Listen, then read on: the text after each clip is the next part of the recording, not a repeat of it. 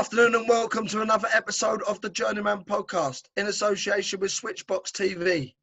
Today I'm joined by the world-renowned trainer, Mark Tibbs. How you doing, Mark? Lovely, Peter. Are you doing well, mate? You okay? Yeah, what a surrounding you've got there, mate. Where are you?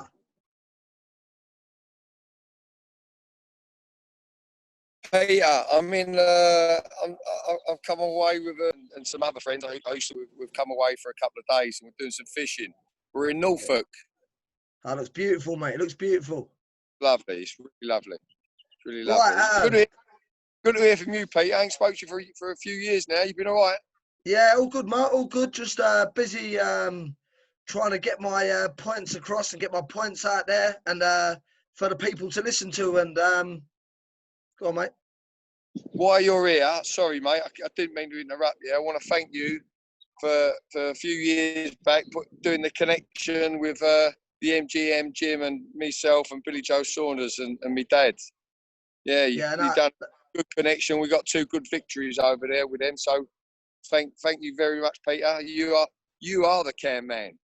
Yeah. No, listen, it's my pleasure, mate. Listen, obviously the thing that's on the tip of everyone's lips, obviously the split with you and Dillian Whyte. I thought I'd come to that, although it's not really that interesting to me, but to people that want to hear the real story of what happened, let's let them know. Well, to be honest with you, what I said on the IFL interview was, is what happened. I mean, me and Dillian, I had a good journey with him, and since the Joshua fight, we trained him. We got to 11-0, and we got to world number 1. But it took a long while.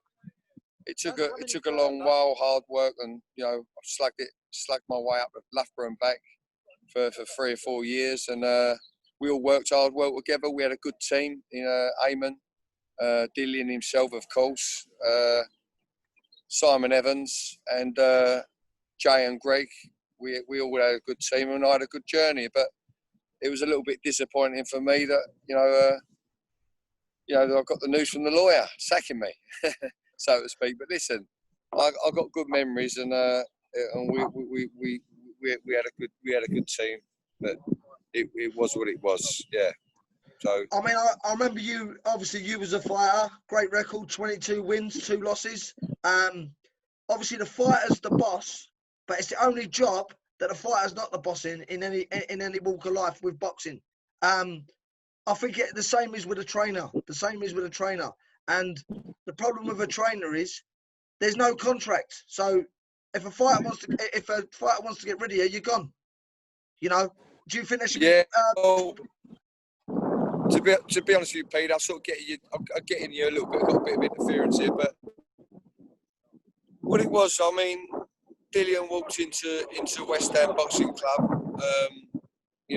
all them years ago, and we sat down and we had a chat, and then we got going. I think his first fight was an 8-rounder at the O2, and I feel as a trainer and a coach myself, I give them, whether they're 4-round fighters, 6-round fighters, 8-round fighters, 10-round fighters, or championship fighters, I give them and do the best I can for what I've got, if you know what I mean. I give them my heart and soul, if you know what I mean. So that is my contract. And you build that over them years, and you build trust and you build rapport, and you get to click and work together well.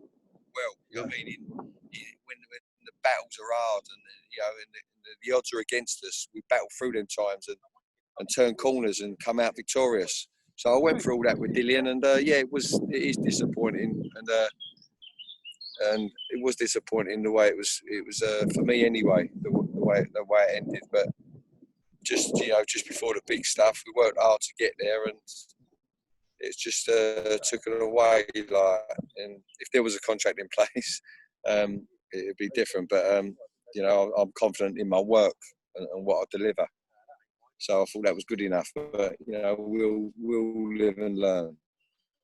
Would you think that's something that the Board of Control could put in place? Is the trainers get contracts? Because I think it's only fair. Everyone else is contracted. Yeah, I mean, I'll be honest with you, I've had a very big name in the boxing. Brought that to my attention a couple of days ago before I come fishing here, and says I should get in touch with the ball. But listen, I think it's something you should be responsible and probably take out for yourself. I've heard this a long while ago, years ago. Remember Colin McMillan? Yeah. Yeah, I mean, he brought up like a syndicate sort of thing with the Board of Control and brought this all up years ago about getting protections. I think for trainers and managers or boxers, whatever. I can't quite remember what it was now, but no. Something got to give some thought, Peter. But it wouldn't be a bad idea. It wouldn't be a bad idea. But listen, we're all responsible.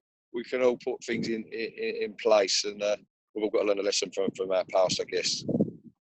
Yeah, I mean, going back to it again with the Board of Control. The problem is with the Board of Control is the promoters are running. They're running the boxing. So basically, the Board of Control really ain't got a say in the matter. So it seems like the power with the bigger fighters, the power is in their hands. You know, I want that taken down. I don't want that done. I want that done. People have got to start being real and being honest and being truthful. The problem is there's too many rats within the game. Oh yeah, well that's always been the way, Peter. You know yourself. I mean, I've seen it with my dad in the past, and the bigger the people get, the bigger the cheerleaders and the entourage gets, and then the hero blowers come into play. But I've seen a lot of good fighters through my dad that have been very disciplined and stuck to the rules and stuck to the game plan thing, and they've been victorious and whatnot. But when Nigel Benn, I think I heard a comment him saying, the best training he ever had was my dad, and that was really nice at the time. But he got other people in his ear, and he went adrift. You know what I mean? So it happens. I mean, touching on that subject, Mark, what do you think of young trainers coming through? Do you think you obviously had your dad, you had a wealth of experience, you not only had a great amateur pedigree, you had a good pro career, and then you've got into training. You never went in as a trainer straight away. You was under the guidance of your dad, because I was in the gym with you. And obviously you had to learn your trade first. Do you think the problems with trainers now, go and do a 6-week pad course and then all of a sudden you're a trainer? Well, Peter, we've all got to start somewhere. I hear what you're saying, and I was very fortunate to be around the likes of Terry Lawless and Mickey Duff and all good managers and trainers, and my dad especially. So I was very fortunate, and especially if I wanted to continue in the boxing business, I'd like all that wealth of experience around me. But we've all got dreams, and we want to build careers and start careers, but there's levels, and like anything. I mean, if you hire someone on the levels you're talking about, you're only going to go so far. Do you get what I'm saying, Peter? Yeah. And so that's the way it is. I mean, it's frustrating to see and listen to some of these people you're talking about, like they're the bee's knees, and that's the way it is. But you just got to, if you got good quality pedigree fighter that's been through the system, they will tend to go with the experienced pedigree trainer, if you know what I'm saying. Yeah. That's the way. But like, it is frustrating. There's a lot of people like jumping on board and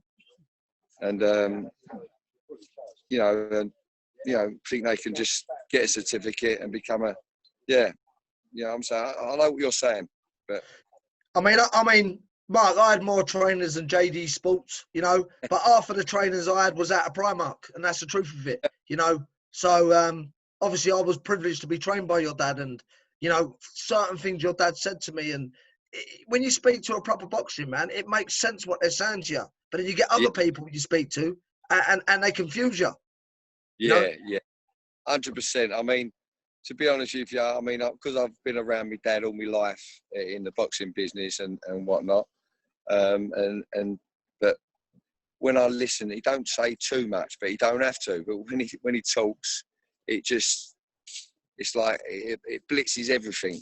It blitzes everything. You know, his information and his wise words and other people that I've grown up with. You know, Terry Lawless and them sort of people. They was great. Even Frank Warren and they was good. They was good for me in my upbringing, and his business people around him. You know, back in the 80s and 90s. Yeah, but Danny Mancini. Yeah, Mancini, all them. I met all of them. Bob Paget was my very first matchmaker.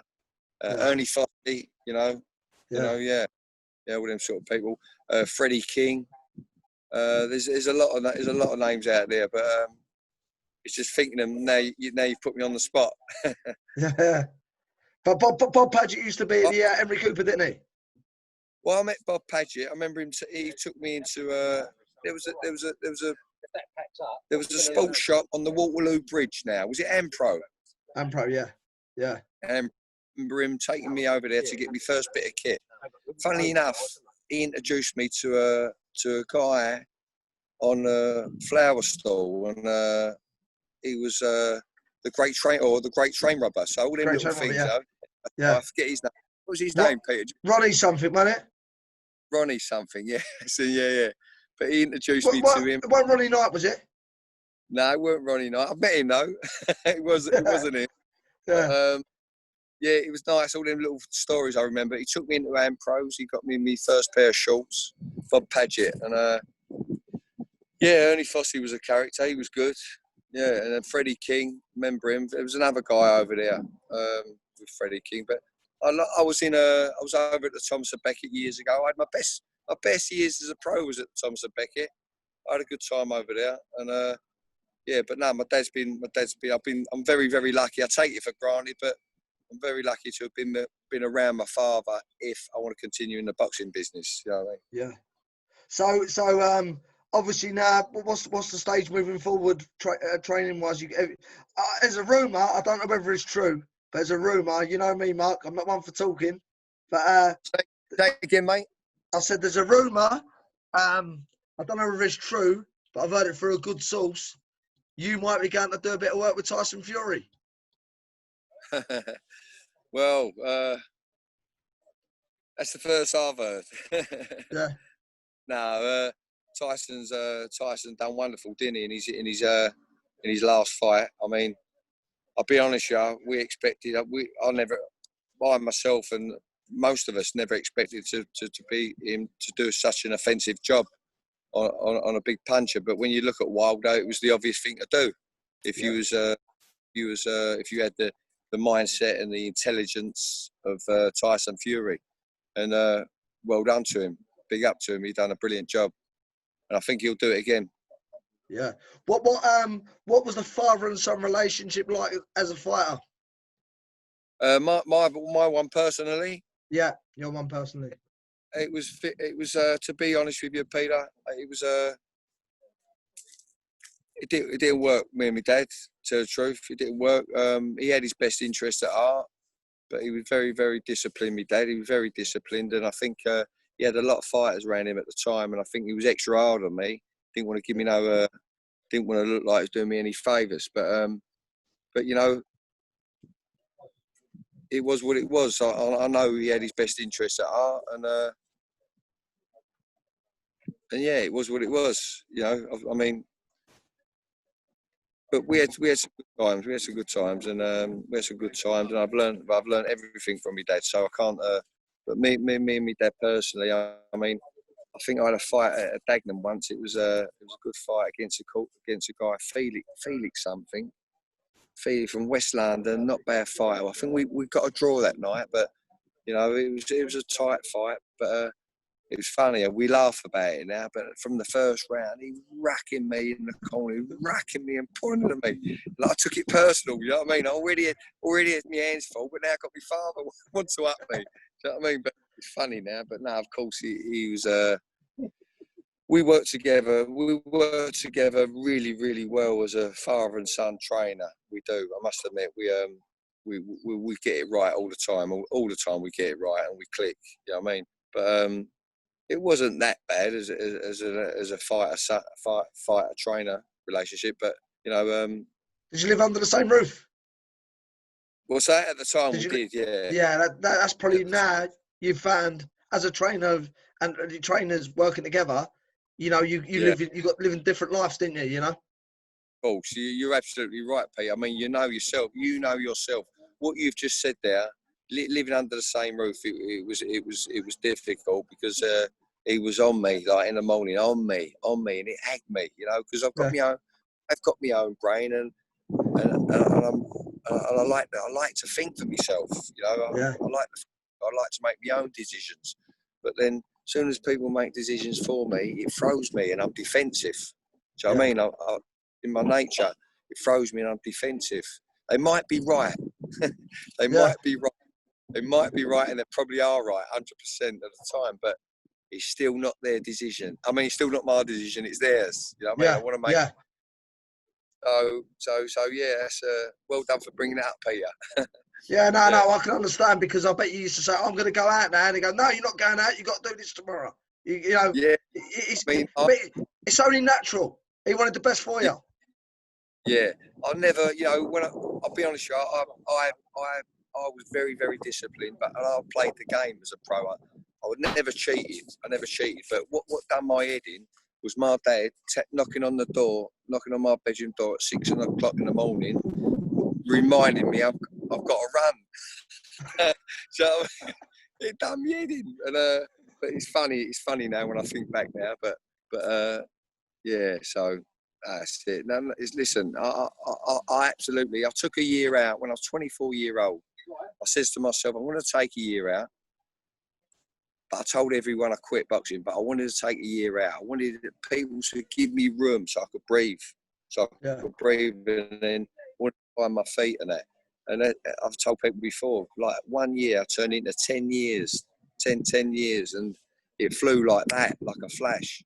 And I was 35 time that happened, but I was still ticked over, and I still trained and still learned about different kinds of training, strength training, etc. Because like when I was a pro, I turned pro at 18 years old. For me personally, I was in the England squad. I should have stayed in the England squad. I got some more international experience and looked at turning pro at 20, 22, 23. Only for me because I was a late developer. But I looked good in some championship. I think it might have been the NABCC class, and I looked brilliant all the way through it. And I ended up, turning pro. But you live and learn. But prospects and guys I've trained now, like where I look at them and where they are, that's where I was. And I advise them to stay amateur, mature a little bit, but come and see me. And we'll introduce you to the pros, and you know it's an introduction period. And slowly, not when I say slowly, when you say slowly to a young kid, they think it's forever. But I'm talking months, you know, a couple of years. But you know what I mean? Yeah, but so I've got all where are things that I wish I should have done and didn't do. That's what I do with me with the prospects I feel that have got a future in the boxing. I've got a little bit of an advantage in that way, if you know what I mean. I mean, obviously going back to that, what you just said there about, it feels forever to young kids when you say, take his time, take it. I mean, this could be a good thing, this lockdown, because basically people realise now you can wait for good things to come. But like you say, as quick as you're telling them to slow down, there's someone else blowing in their ear hole, grooming them and saying, you should turn pro. You can sell 300 tickets. You can't fight, but you can sell 300 tickets. You know, and I think that's where it's wrong, Mark. I think there's got to be some sort of organisation which says he's not good enough to turn professional. It's a professional game. I absolutely agree with you 100% there, Peter. I mean, I'll be honest with you. I've been in gyms in London and where I work and whatnot, and they're doing courses and then doing sessions, and I've seen it change. I've seen it change in the way they assess fighters, and way they assess fighters, and I think to myself, you know, I'm sort of like not cringeworthy, but I think shame that man shouldn't be turning pro. We're training people. I've been in gyms and I've seen people come in for an assessment, you know, assessment to turn pro, and I'm like, yeah, they shouldn't fight these people. You know, they're not really qualified. Do you know what I mean? So it has got a little bit out of hand, I think. I don't know if it's out of hand or stands have dropped. Maybe I don't Yeah. know. You know. Well, I think it needs an organisation. I think even when fighters retire, Mark, I think you retire, you put on a scrap heap. Yeah, you're either an alcoholic, a drug addict, because you ain't got no education or nothing. I think there should be like an organisation, which I think people are trying to put in place now. I think MTK are trying to put one in place as we speak. But basically, what they do, Mark, right? We've got all these judges, right? Never took a punch in the face in their life, right? We've got all these referees, exactly the same situation, right? Why don't they put people through proper, management courses, proper, I'm on about apprenticeships, but good Yeah. money, 25 grand a year, 30 grand a year, so you can keep your family going, right? So with these big fighters, now Tyson might not like this, Anthony Joshua might not like this, but I think there should be a tax on the bigger fighters with the big money fighters where they put something into a bond for fighters that just don't make it or are not good enough, don't cut the cloth. Good idea. No, it sounds a good idea. I know what you mean, like a governing body, a filter system sort of thing. And I know what you mean. I know what you mean. But it's tough out there, man. It's tough out there. Yeah, it's I like to be like I've had a lot of fighters like for years now, that want to be fighters and they ain't good enough. But to be honest with you, I'm gonna say this now. I'm very, very honest. I'm very, very honest. One, I've wasted a lot of time with prospects and national champions and ABA champions and things like that, and they ain't cut it as they get, as they different get game, to Mark, innit? Different game. game. So you learn as you go along. But what I'm saying is, but there are them fighters that I've literally had to go, listen, mate.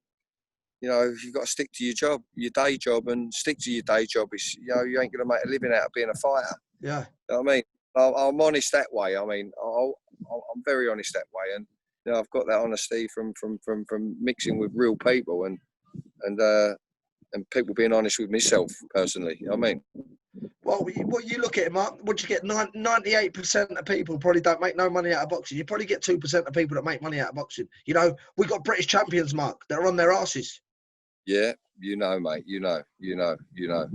Listen, they'll think it's glitz and glamour and big money. You know it ain't. Yeah, I done a podcast with Lou DeBella the other day, and speaking to him, and he turned around and said, "If you ain't got an Olympic medal, don't bother turning pro because you're not going to make no money." Do you get what I mean? You get the odd person come through, Mark, but let's be realistic here. All right, you ain't got to get an Olympic medal. I'm not saying let's not go to that. Yeah. That. But you can see if a kid's going to be a good pro or not just by watching him in the amateurs, I think. 100%. You can see it and you can feel it. If you've been in the game, for as long as we have, you can see it and you can feel it. And the very few, the very odd one comes through without no. Dillian Whyte, for instance. Dillian Whyte's taken seven amateur fights. No pedigree, is it? That ain't no pedigree, is it? No. He's done wonders to get to world number one, and but he's a phenomenal individual. He's got a big heart. He's tough, and he's very, very tough. Very, very tough. And he's lucky, he's been guided and but he can fight, and he's got to world number one. So they're the ones that come through, very, very few and far between. I mean, I'm going to use someone as an example here. Billy Joe Saunders, the night he fought, I think it was Wembley, when he won the Southern Area title, right? I realised then that he was going to be a good pro because he was gassing out of his arse after 4 rounds, right? Yeah. Ability goes out the window after 4 rounds as well. It comes down to heart sometimes, and it comes down to grit and chin and he showed it in there, didn't he? He showed it in there that night.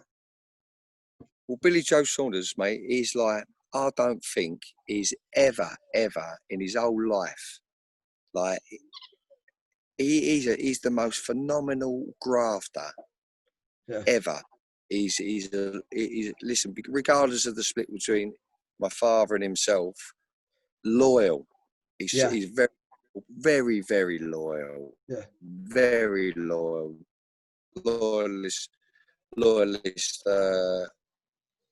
person I've come across, really, and fighter-wise. But Simon Valili, funny enough, I had a go because we had some. He's a phenomenal talent.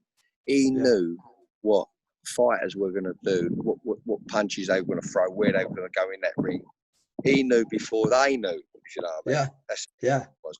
He was a clever individual. And I think him being so clever, such a masterful boxer, that he relied on that. And throughout his career, until we got to world level, he more or less, cut corners. I reckon he did. I mean, he's with his living, just only with living, not training. With his outside, like as soon as he left the gym, you didn't know what he was going to do. But that's where the little things. I think in 5 or 10 years' time, if not, he probably now he looks back, he know what my dad was saying and what I was saying. Like what I'm thinking now is, if I would have just been a bit more disciplined with certain things outside of the gym, he would have been he's still fighting. I'm not talking like he's finished, but he would be in them super fights, big fights, the mega fights. Do you know what I mean? And it's not too late now, but it's not too late for him now. But what I'm saying is, I'd like to see him to hopefully knuckles down and don't cut any corners and get them big fights. He's a beautiful boxer, talented boxer, and it was good. Billy Joe was good. We hit some pain barriers with him to get our weight off, mate. But he was good. I think, obviously down to the best performance, I think, and I was just coming out of camp. I was fighting Dean Byrne at the time, and you were just coming into camp in Marbella, and I think definitely, Mark. I think that was definitely the best camp he trained for, because look, let's not. Oh no, let's listen. You don't talk about what happens in camp, right? But let's be real here. He never trained right for Eubank. Nah. Well. Do you think Andy Lee was I think Andy Lee was the best camp. Yeah. Yes, 100%. And the Andy Lee one was best. The Chris Eubank Jr. one. Let me tell you something about that. I knew what he was doing with his nutrition wise, and I never believed in that myself. Yeah, I won't talk about it. I weren't happy with that. Yeah. But when we went into the world title with Andy Lee, excuse me, I says to myself and my dad and Billy Joe, listen, fellas, I'd love to come on board with this camp, but you've got to eat more than twice a day. You've got to eat more than a day. Anyway, I'll tell you something very, very briefly. No, Mark, I'll do this, do that. I'll eat whatever you want to say. How many times you want me to eat. Let's just get to work. But as soon as I walked into the MGM gym over there in Marbella, I think I walked into the gym. No, above the gym, the little cafe we used to use, or sit around and lounge around there. The slanty bar we used to use a lot. It was very, very nice. But I think I saw Tom Stalker, Derry Matthews, along others, and just by looking at them as a coach, I could tell how they live, how they eat, regardless of their level. Yeah, I could tell, and they was good level fighters. But what I'm saying is, I could tell how they moved, how they performed. And as soon as I walked in that gym, I says, Derry, I says, listen, if you don't mind me asking, Billy was behind me and my dad. I said, how many times do you eat a day? He looked at me like I was mad. He went, 5, 6 times a day. I went, Tom Stalker. I said, how many times do you eat a day? He went, same, 5, 6. Because I wanted Billy Joe to eat more, but eat right. You know what I'm saying? Yeah. Right, and he did during the what do you call it, against Andy Lee, and his energy levels were consistent right the way through. By doing that, you can't. It's like if you lose a night's sleep, it takes a couple of days to catch up. You know what I mean? You've got to do it. You're in a camp. You've got to do it consistent. So it's always there. It's always there. But anyway, so from the day we started that training camp, he was learning lessons along the way, and for some reason, things were put in front of us, so he learned. Do you know what I mean? But no, it was a very, very good camp. That was, I must admit, yeah. And he was victorious in good fashion against Andy Lee. But What Andy Lee? What a lovely man he is, and all. Andy oh Lee. yeah, he's got a wealth of experience, isn't he, Andy Lee? A wealth of experience. I mean, you was at the Repton. Was you at the Repton before him, Mark? Yeah. Well, I was before him. Listen to this though. When I could see in Tyson Fury's second fight against Wilder, I could see. I knew Andy Lee was in the camp, but I could see a little bit of Andy Lee in him. Yeah, because we had the same schooling from Repton Boxing Club, and Tyson's the boxer anyway. But Andy Lee, man, Andy Lee, he had something to that camp as well. I could tell. Obviously, this Sugar Hill, obviously he did. But what I'm saying is, I could see, and it was nice to see Andy Lee a part of that camp as well. He knows what he's talking about. Andy Lee, he's good. He's good. Yeah, it was a great fighter, Andy Lee, and obviously Billy Joe that night absolutely done a number on him. And I mean, that was a good fight. It was a good fight. But what I'd like to see from Billy Joe now, I'd like to see he's got to up the opponents to get ready for Canelo. I think, I think he's become a bit stagnant, hasn't he? Yeah, I've kept up a little bit with what's going on, but a bit disappointing with Bill, really. But as a fan, you know what I mean? As a fan, but I'm sure I'm not speaking out of terms here because he's such a brilliant boxer. I mean, what is he doing? You know what I mean? Are you in the game or are you in the game or not? If you are, you got to get down to work. You know what I mean? You got to work at it. Still got to work at it. Do you know what? I spoke to him like a few days ago. I don't know whether he's fallen out of love with it a bit, Mark. You know what I mean? Yeah. Well, I know what you're saying. That's why I just said what I said. You know what I mean? But they're all there. They're all there. All them big money fights are there. Are you in or you out? Yeah. You've got the best promoters around you, the best managers around you, the best people around you. You got to make hay while the sun shines. Yeah, definitely. Mark, listen, I'm going to let you go, right? Have a great time, and I want to get a part 2, 100%. We ain't even covered half of what we want to cover. Sorry to hear about you and Dillian Whyte. Yeah, sorry to hear about that. But look, listen, the shit is the bottom, the cream it's the top. And I believe you're going to have another top fighter soon, mate. Lovely, Peter. I wish you the best, mate. Love to the family, mate. Love to the family. Love to you also. Take care. Cheers, love mate. to the Have a ladies, nice the day, girls Mark. and that. Thanks, Peter. See you, mate. Bye.